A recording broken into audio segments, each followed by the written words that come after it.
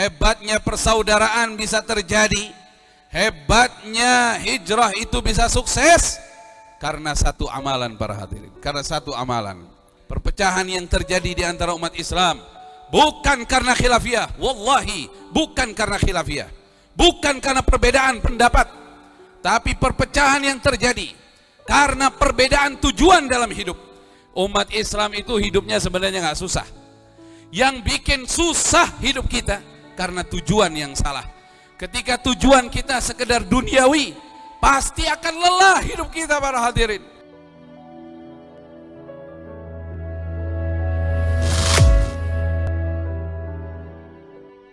Ternyata banyak sekali hikmah kenapa peristiwa hijrah dijadikan hitungan tahun dalam Islam.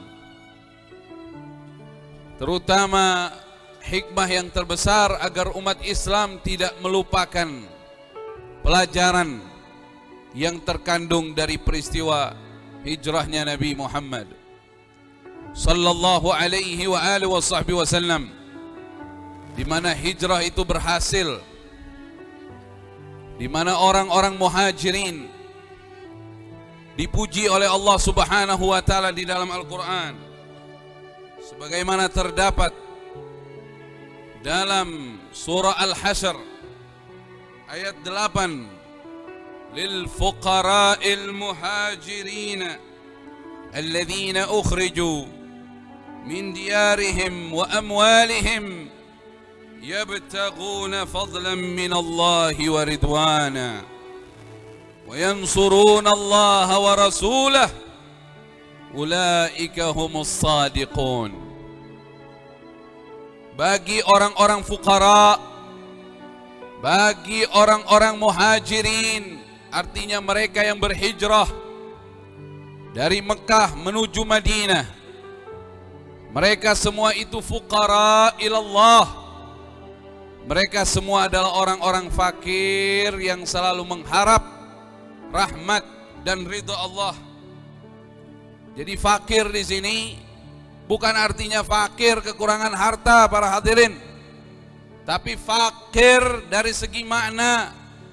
Mereka orang-orang yang muhajirin, di dalam hati mereka, mereka merasa diri mereka itu fakir di hadapan Allah. Jadi yang mau kaya, yang mau banyak hartanya, tetap merasa dirinya itu fakir di hadapan Allah. Artinya butuh Allah Subhanahu wa ta'ala.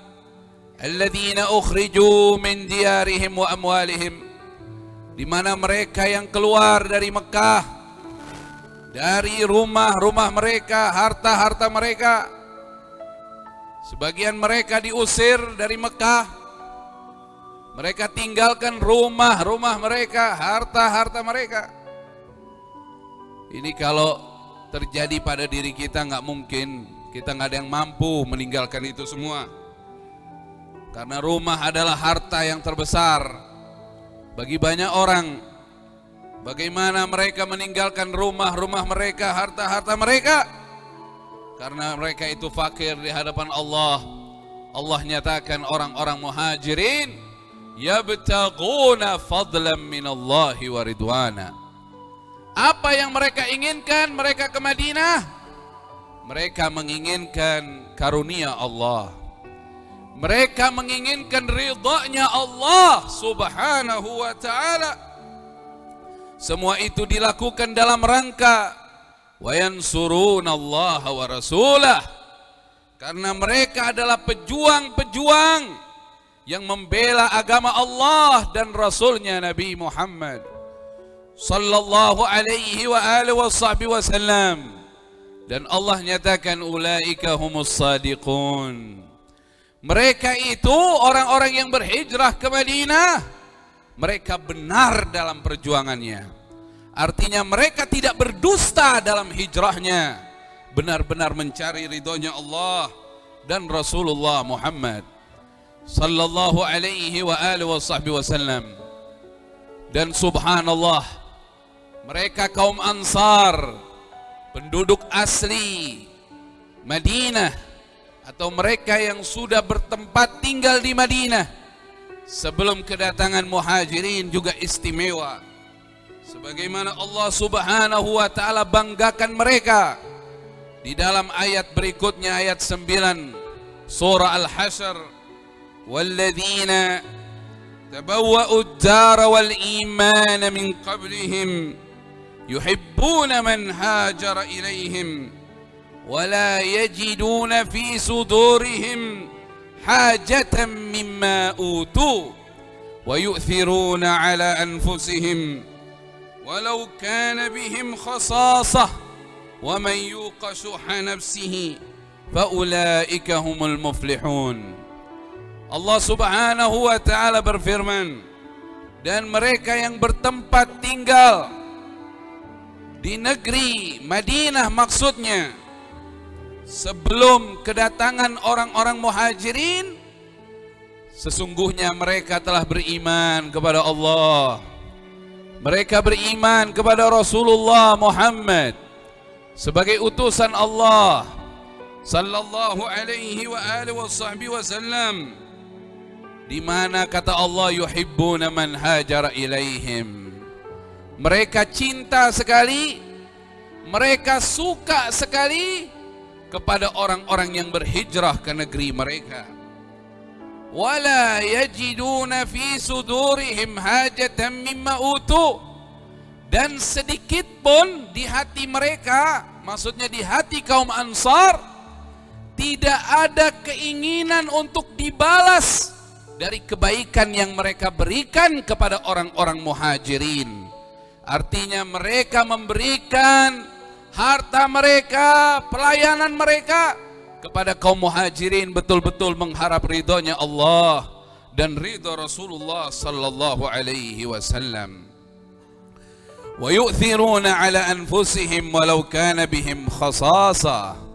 Bahkan mereka lebih mementingkan hajat yang ada pada orang lain, saudaranya sesama muslim, padahal hajat itu mereka butuhkan. Wa may yuqa shuhha nafsihi fa ulaika humul muflihun. Dan siapa yang terpelihara dari sifat pelit, maka merekalah orang-orang yang beruntung diberikan kemenangan oleh Allah. Segenap para hadirin rahimakumullah, di ayat ini dinyatakan bahwa sifat pelit akan mencelakakan diri seseorang, sedangkan orang yang berhati rahmah, yang suka bersedekah, yang suka berbuat baik, itu adalah keberuntungan yang nyata. Kaum muslimin rahimakumullah, di khutbah yang Jum'ah yang singkat ini, di khutbatul Jum'ah yang singkat ini, saya ingatkan begitu besar keutamaan pelajaran yang terdapat dalam hijrah Nabi kita Muhammad sallallahu alaihi wa alihi wasallam. Hebatnya kaum Muhajirin bisa seperti itu, hebatnya kaum Ansar bisa seperti itu, hebatnya persaudaraan bisa terjadi, hebatnya hijrah itu bisa sukses karena satu amalan para hadirin, karena satu amalan yang mungkin amalan ini mulai berkurang di tengah-tengah kita. Apa amalannya? Amalan qalb, amalan qalbu. Amalan qalbu cuma satu amalan, yaitu masalah niat, yaitu masalah niat, masalah tujuan. Sehingga di dalam peristiwa hijrah diriwayatkan oleh Amirul Mukminin Umar radhiyallahu taala anhu, sami'tu Rasulullah sallallahu alaihi wasallam yaqul, aku pernah mendengar Rasulullah bersabda, innamal a'malu binniyat wa innama likulli imri'in ma nawa, faman kanat hijratuhu ila Allah wa rasulih fa hijratuhu ila Allah wa rasulih. وَمَنْ كَانَتْ هِجْرَتُهُ لِدُنْيَا يُصِيبُهَا أَوْ امْرَأَةٍ يَنْكِحُهَا فَهِجْرَتُهُ إِلَى مَا هَاجَرَ إِلَيْهِ. Rawahul Bukhari wa Muslim. Hanya saja semua amal itu menggunakan niat, dan setiap orang akan mendapatkan menurut apa yang dia niatkan. Siapa yang hijrahnya karena Allah dan karena Rasulullah Muhammad sallallahu alaihi wa alihi wasallam, maka dia mendapatkan ridha Allah dan dia mendapatkan ridha Rasulullah.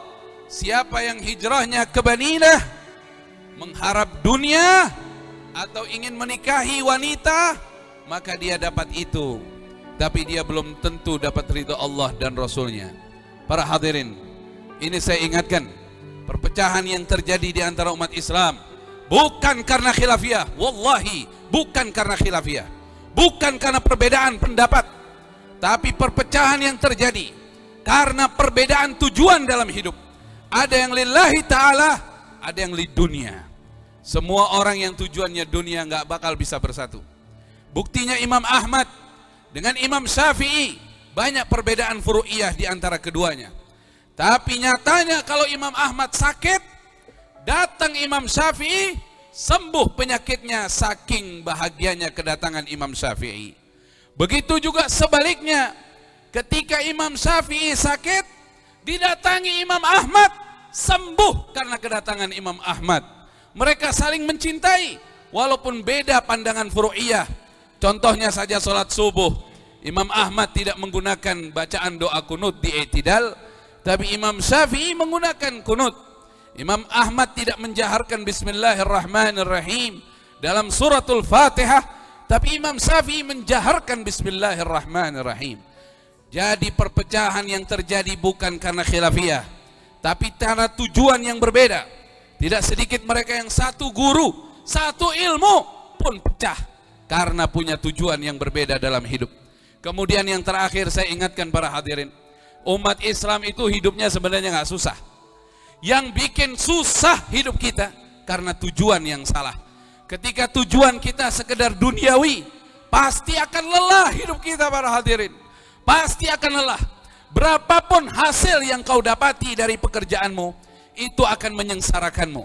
Ketika kau balik, kau ikut di barisannya Rasulullah Muhammad sallallahu alaihi wasallam dan para sahabatnya yang mulia radhiyallahu taala anhum, kau niatkan hidupmu untuk mencari ridha Allah, untuk mendapatkan ridha Allah, untuk mendapatkan ridhonya Rasulullah, maka kau dapat ridha Allah dan Rasulullah, hidupmu tidak lelah lagi.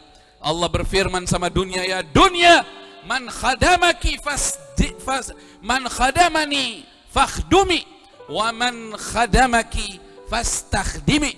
Kata Allah, wahai dunia, siapa yang hidupnya ingin menjadi pelayanku, ingin berharap ridhoku, jadilah kamu pelayan baginya. Tapi yang hidupnya ingin menjadi pelayanmu, bikin dia menjadi pelayanmu. Semoga sedikit ini yang saya sampaikan bermanfaat, dan semoga Allah subhanahu wa ta'ala menerima taubat kita semua, dan Allah memberikan taufik hidayah kepada kita agar tujuan hidup kita lillahi ta'ala. Inni wajjahtu wajhiya lilladzi fatara samawati wal ard hanifan muslima wa ma kana minal musyrikin. Inna salati wa nusuki wa ma ana minal musyrikin. Inna salati wa nusuki wa mahyaya wa mamati lillahi rabbil alamin la syarika lahu wa bidzalika umirtu wa ana minal muslimin. A'udzu billahi minasy syaithanir rajim. Bismillahirrahmanirrahim. Wal 'asri innal insana lafi khusrin illa الذين آمنوا وعملوا الصالحات وتواصوا بالحق وتواصوا بالصبر. بارك الله لنا ولكم في القرآن العظيم ونفعنا وإياكم بما فيه من الآيات والذكر الحكيم وتقبل مني ومنكم تلاوته إنه هو السميع العليم. أقول قولي هذا وأستغفر الله العظيم لي ولكم ولسائر المسلمين والمسلمات والمؤمنين والمؤمنات فاستغفروه إنه هو الغفور الرحيم.